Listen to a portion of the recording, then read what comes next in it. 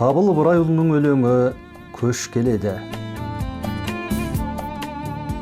Ақ боранда айғайлаған ақырып, көш келеді бұл дағы бір тақырып. Аттар онда қасқаралмай батынып, жал құйрығын жатты дауыл сапырып. Көште белді атаныңда тартынып, алады екен ауық-ауық бақырып. Көшкен елде адамдаршы адамдар, боран үшін көрген емес ақ ұрып. Алдартынан борай соғып ақ құйын, сарнатады тіршілікке жат күйін. Аққар тұман асырады аптығын, жасырады дала құйып шаттығын. Ішін тартып, әлсін әлі жөтеліп, жазық тұтап жатыр түтін көтеріп.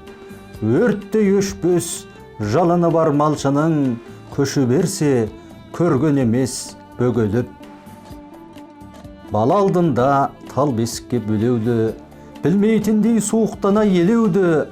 Таң алдында еміп жатқан жөргекке жол тербейді, оянбайды ол енді. Көш жөнекей дырдусыз ақ көлемді, ақ боранда туа салған сол ерді. Қос көмекей шілделікке ақын кеп, арнамаған оған әйбәт өлеңді. Көтерген қой оны жалпақ даласы, қарлы дауыл оның кіндік анасы. Қайсы мықты тең келерсің солармен, егіз туып егес өскен боранмен.